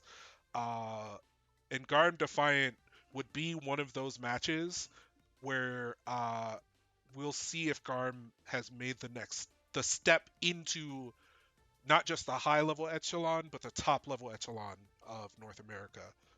So I would keep my eye on that if that happens. I think he gets at least one against Defiant if they play. But this one isn't my pick. This is your pick. So we're going to go ahead and move into 2GIG versus Red Blade. Expected matchup, almost certainly Carmine versus Wagner. Right. I will say that 2GIG has gotten a lot better than what I remember pre-pandemic, because there was a pretty big gap during Clear, and then when UD2 came out, keeping up with everybody was hard. But I have seen his performances; they have been really clean. I will say it's 2GIG over Red 2-1, and it's just going to be a war of attrition. And I feel like maybe Red makes a wrong read somewhere and dies, and it's probably close. I want to say it's close, but yeah, 2GIG is willing to kind of just like give up cycle a couple times if it means he keeps his offense like Carmine should do if you're in the corner with Bomb. And again, Red has to deal with that Carmine pressure. He's a human like everybody, and since 1AD is gone, maybe he kind of grazes 1AD without thinking about it, gets hit by Bomb and dies. That's how I think that set ends. Or, gets a DP called out with bomb shimmy or something like that. Although, Yeah. I mean, Wagner A and BDP tend to hit backdashes. So, Yes. I mean, there's something there. Okay, so that leads us to 2GIG versus Defiant. Loser semifinals. Who you got? I think 2GIG wins there again Wow, because okay. Defiant I don't know. Maybe the hide comes out in that matchup, but I still think 2 Gig understands how to play neutral well, how to surrender cycle, so that way maybe he disrespects Defi. He starts to disrespect Defi more because I'm gonna give up the cycle, so you're just gonna try to bait a reversal on me, change CS, get something off of there. But 2 Gig will be way more disciplined, and Defi might decide to second guess his options. So I do think it's 2-1 big 2-1 2 Gig. All right, so we have 2 Gig in top three. Uh, it's funny because that was the matchup that I actually had in losers finals here. On the flip side, this one is going to be Twang versus 2 Gig. I guess I'll kind of talk about that. I honestly, or talk about Defiant versus 2 Gig. Excuse me. Uh, I think the matchup could play out a little similarly uh, to what you kind of talked about, but I actually have more faith in Defiant's composure. I think this one probably is expected to be Laundrakia versus Carmine to start, Mhm. but I could see Defiant either splitting a game or splitting the first two and then deciding that Hyde is a better pick, or maybe even starting Hyde from the start. And 2 Gig is able to kind of shave down the difficulties in that one.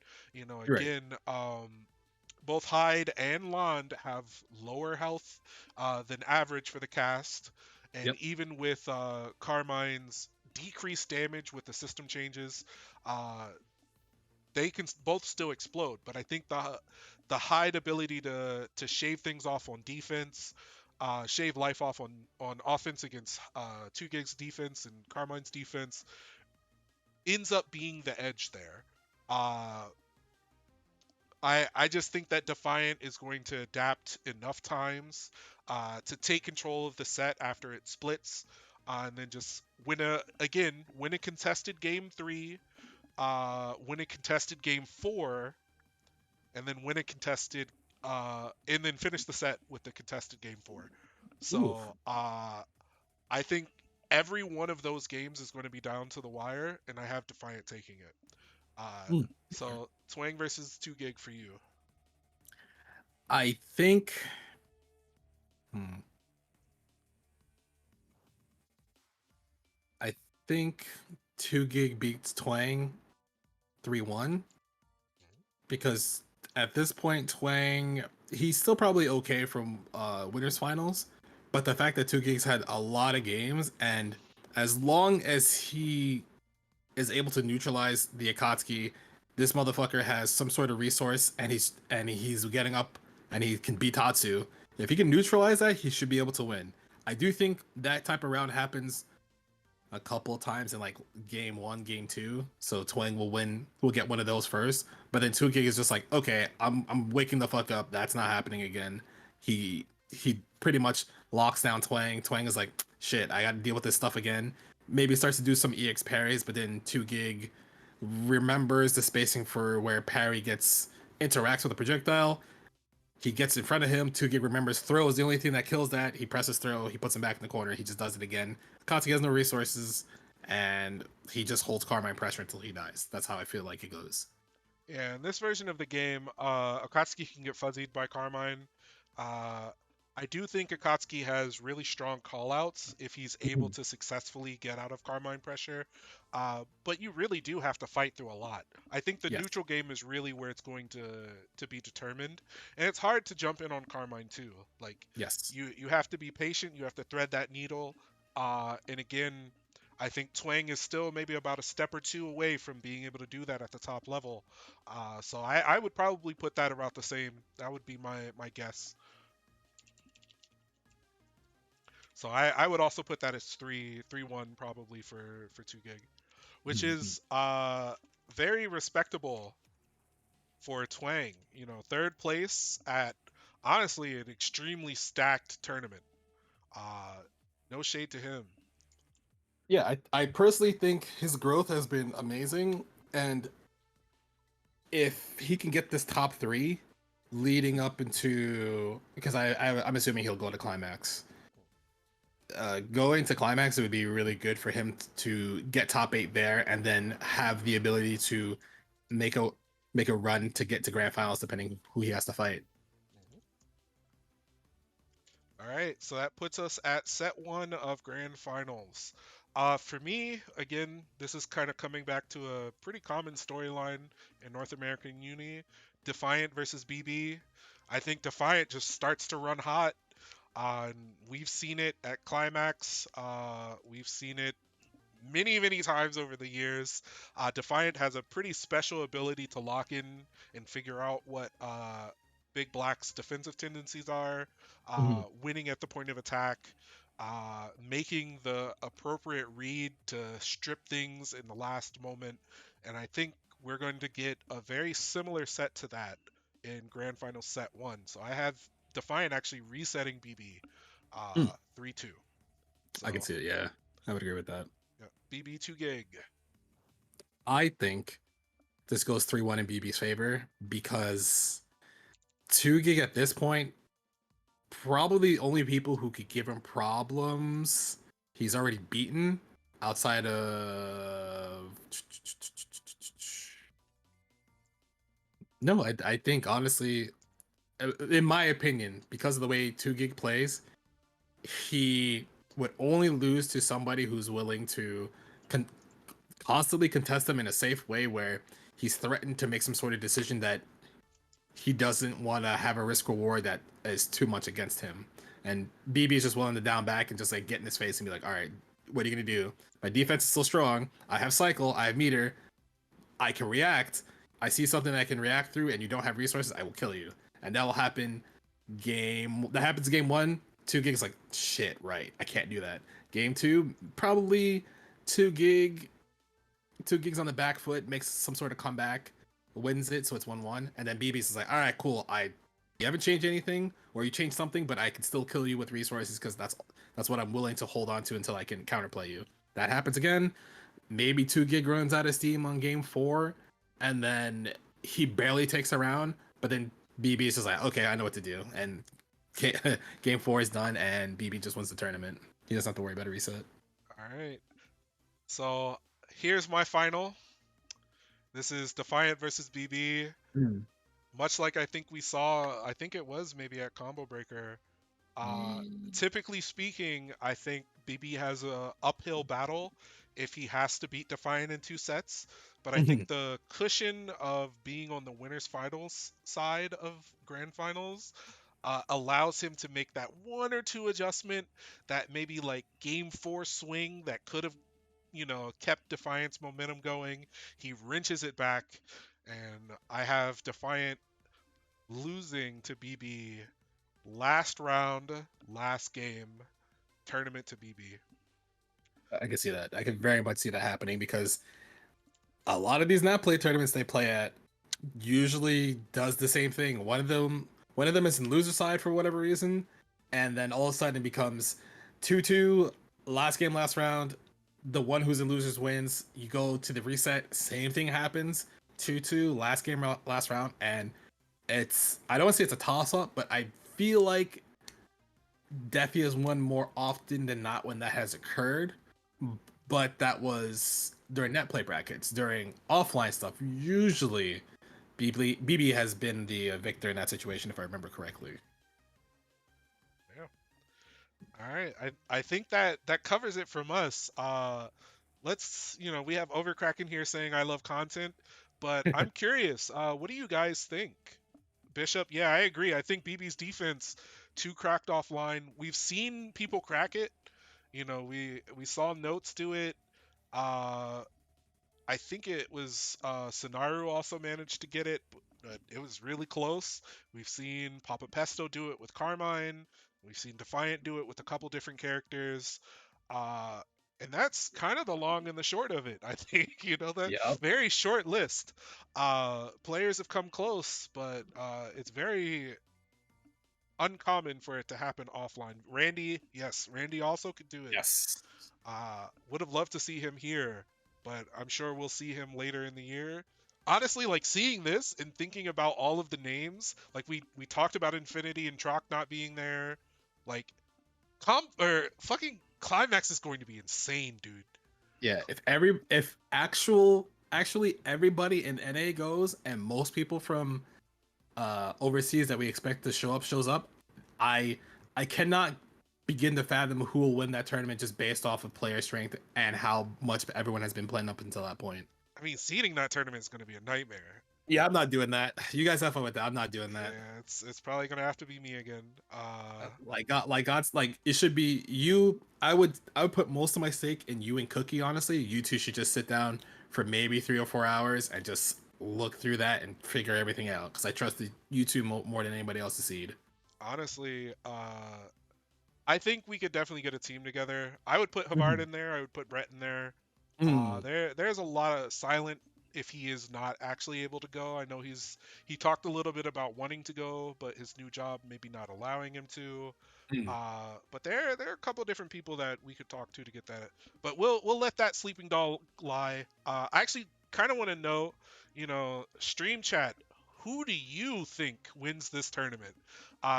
With us meandering for the last hour and 45 minutes, we Yeah. both came to the conclusion for BB. But I'm curious if somebody else thinks that there's going to be a different winner. Uh, I think there's so many candidates for people who could win realistically here, uh, that there were so many like pick'ems for me. It was Yeah, really, really hard to call it. and again, a lot of this changes for me. A lot of this changes if BB is not there. If he is not there, I I think Defi gets to grand finals, but it's probably not against 2 gig. It's probably against somebody else. And also depending on the path. If you fight someone a lot sooner, maybe you get the 2-1 quicker than you normally would. If you were on winner's side, you get a 3-1 instead, or it's a delayed 3-2, and all of a sudden you're like, I didn't think that would happen. So everyone should just remember that some things can happen. I've definitely seen players lose right outside of top 16, top 24, and all of a sudden the bracket looks completely different because maybe this had a bad 2 out of 1 set or a bad 2-0 because they couldn't lock in fast enough. And honestly, like I mentioned this before, but I think Garmfield absolutely could be a major player in this one. Yeah. If they're able to ascend, if Foxov's more casual disposition, uh, relieves some of the bracket nerves that he tends to have very very deep in tournaments, he could win a tournament again. Yes. He did get one already. He got Combo Breaker Mhm. 2022. Yep. uh, we could see a return to form from Red Blade. I mean, like, Red is always a threat anytime he hops on the sticks to basically make a deep run. There are so many different things that could happen here. Like, I'm extremely excited.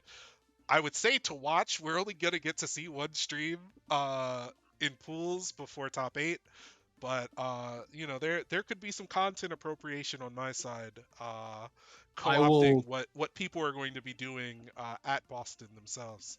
I will see if I can use my phone to actually stream from the event pools that are not going to be streamed.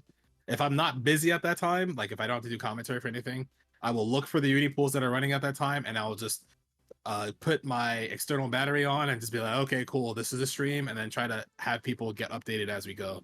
So I will see what everything looks like on Saturday if streaming from there is possible, and if it is, I will do my best to stream on Sunday from my phone. Absolutely. And I feel kind of bad because there are definitely some tournaments that I'm not even talking about today that I'm interested in. Plus R, I think is going to be crazy there. Yeah, it'll be CF pretty is good. going to be crazy. Yep. I'm still very interested in Type Lumina and CC.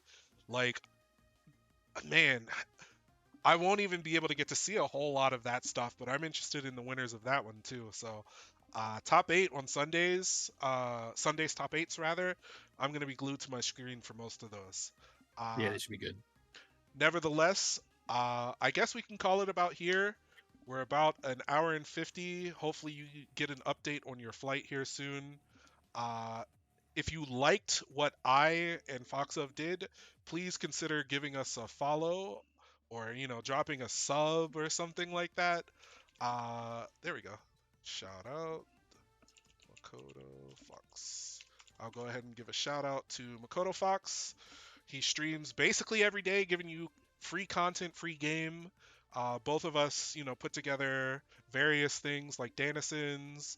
He Yep. does a lot of analysis. I don't do too much of that anymore, a little embarrassingly. Uh, Please, support us. Support Lid. Lid's gonna be there. Yes. Oh my God, he's another one too. I think could very very easily crawl into that top 8. He beat Clear Lamp and shocked the world, quote unquote. There's plenty of opportunity. Plenty of Hmm. opportunity. In any case, we'll go ahead and call it here. Thank you, Fox, for taking the time out and chilling with me here. Yeah, of course. I'm down. As long as you give me like a couple hours heads up, I'm down to do stuff like this. All right, so let's see. Who should I raid? I'm honestly about to hop into Mixed Masters. Fuck it, I'll Oh, raid damn. Sage. Uh, we're gonna do a slight change of pace here. Uh, I'll send you guys over to Kill Sage actually. Get your to kill teas and all of that stuff ready if you're sub there. Make sure to shout out mods in the chat so you can get banned. Uh, in any case, support the Maturino. Hold on, before I let you guys go on this, let me get the Boston Blue Beat Maturino. Please, give them your support there too. They absolutely need it. Where's our Maturino pages? Bam. Hurry up, hurry up. Please donate to the Maturino for our competitors. They are going to need it. I'll put that link in there as well. Make sure to hit them up. I might drop in like 10 or 20 for them. Those guys are going to work very hard this weekend. So make sure to reward them. Until next Yes. time. Later, guys.